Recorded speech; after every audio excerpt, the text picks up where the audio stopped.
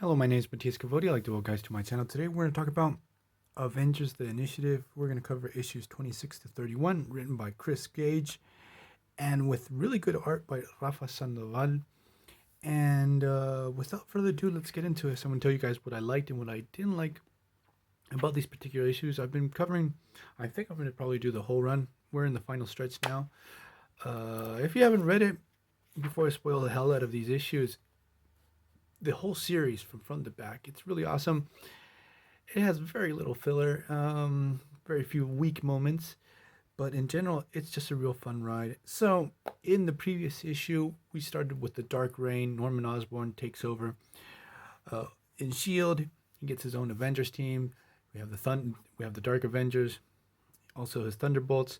He puts the Hood in charge of the Initiative, so all of Hood's thugs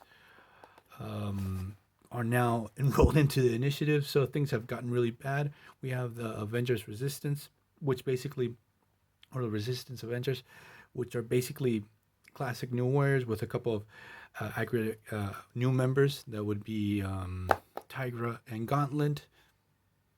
Of these characters part of the Initiative, but from what we saw in the previous video about the Initiative, they had to go on the run because the situation got really bad with Norman Osborn. So we have I'm going to call them the New Warriors, even though they're referred to as the Resistance Avengers, battling against the Initiative forces. We get the creation of new Initiative teams with a bunch of C and D list villains, which most of them are pretty obscure, except for the UFOs here. But I just really love these really obscure characters that have been forgotten over time, but got their time to shine again in Marvel Spotlight. Like, we have Sonics here. These guys are villains, old school villains from the New Warrior series. Oops, sorry, hit the camera there. And we have Constrictor, who's started to be like built up to be like one of the major characters of the series. He was part of the Shadow Initiative, and he's starting to shine. He's starting to have a couple of really good moments. He's starting to enjoy the fact that he's starting to be seen as a hero. He's being very effective too. He's starting to like this whole idea. He's been won over. Very few things I didn't like about the series was the return of Penance, because back in the Thunderbolt series, where we had Penance, who obviously used to be Speedball, his mind got really messed up over the whole Stanford explosion that killed a bunch of kids, leveled the school, partly Speedball's responsibility. He becomes Penance, was part of the Thunderbolts, and then he got his own mini-series where he fought against his demons, took vengeance once and for all on Nitro, the one responsible for the explosion itself, and sort of we had the basis for his redemption back into being a hero. But after that, he pops up again in the Initiative. His mind is broken again. He's a babbling idiot, still dealing with an insane amount of PTSD, but he doesn't understand anything. So that miniseries that was really awesome, that set him on that path to redemption, was left to nothing. So that sort of really pissed me off. So he's on the Initiative. He's doing therapy with trauma, but he's really kept in the dark with this whole situation. He doesn't really know who he is and stuff like that. And what's going to happen is that the prison in the negative zone that was used during the Iron Man times of the superhero registration, now it's under the control of Norman Osborn. It was taken over by aliens in the negative zone, and they were led by Blastar. So the Initiative is going to send the Shadow Initiative to retake this prison, but they really want to sort of cull the herd and get as many lame superheroes killed, as many as possible, so they can fill up those places with villains and with the Hood's men. We get the incredible return of Butterball, so that was really cool.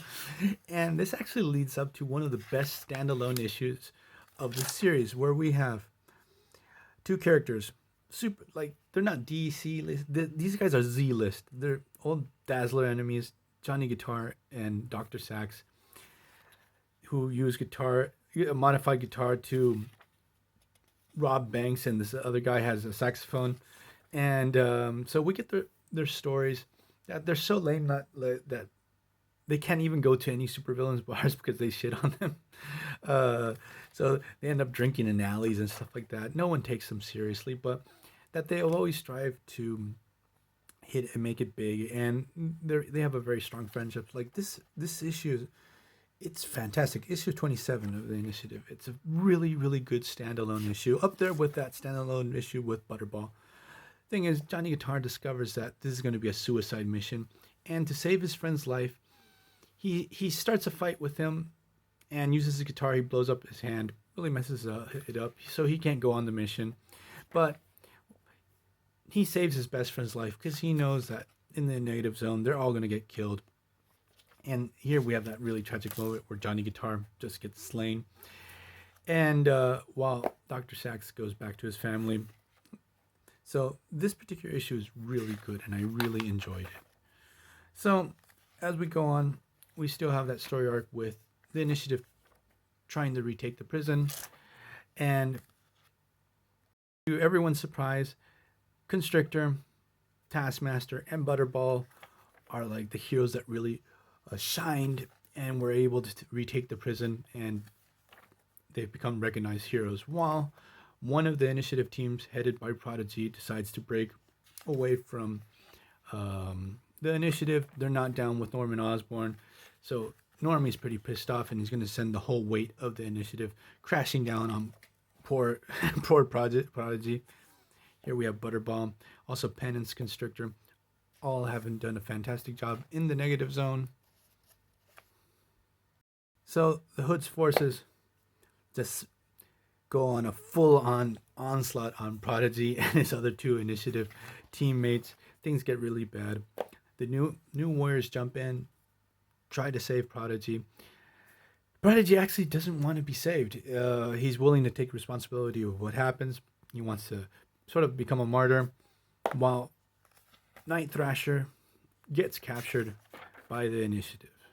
We get another really cool moment with Constrictor saving a passenger plane, saving a ton of people's lives. He's starting to have a relationship with Diamondback. And what we find out later is that Diamondback is actually a double agent. He's actually working with the heroes, the real heroes, on trying to take down Norman Osborn. And this leaves Constrictor sort of in a weird place because he's starting to really like being a hero, not posing as a hero, but being a real hero. So this is going to end up in a pretty complicated situation for him. So the new Warriors / Avengers attack the Initiative base. They want to get Night Thrasher back. Trauma's dealing with a ton of tension. And what we discover is that Trauma's daddy is actually Nightmare. And Trauma is actually sort of like a gateway for Nightmare to come to Earth and do whatever Nightmare wants to do, which is scare the shit out of everyone and feed off that evil energy. So what happens in this particular issue is that Penance actually battles for the first time against the new Warriors, his old teammates, and while Nightmare is just causing an insane amount of chaos. And like one thing, I'm gonna actually do a video about this, but something that sort of bothers me about Nightmare, there's a lot of villains like that. Like every time a hero has to take him down, they always do it the same way, or the story always happens that hero loses his fear, and so after losing that fear, they easily can dispose of Nightmare because they can't touch him and stuff like that. It happens always. But here, there's a little twist, because Nightmare actually gives Penance all his memories back. He remembers everything he went through, all the bad stuff happened to his life, thinking he could break him.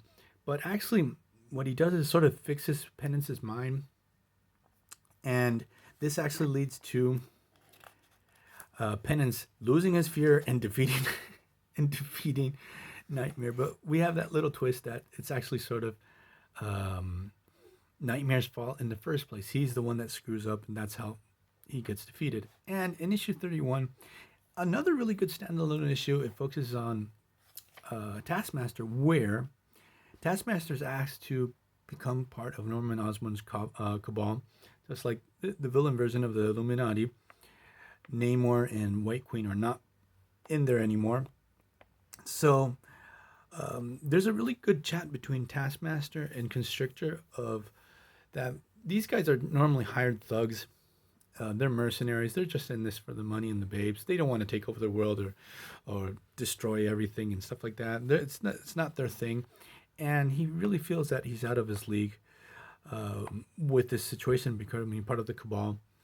And but at the end of the story, he decides to join, and things just go terribly. He has actually an altercation with Doctor Doom where he's almost killed on the spot. And so Taskmaster tells Norman Osborn, "Hey, look, I'm not going to do this anymore. Let me just be a hired thug. I can teach everyone." It's like Norman Osborn said, "No, you're going to be working with me. You're going to cover my back." And this last issue 31, it's really good. Especially, I'm a big Taskmaster fan, so that's why I liked it so much. So I'm going to leave this video here. Check out Avengers the Initiative series. It's really good. And see you guys next time. Bye.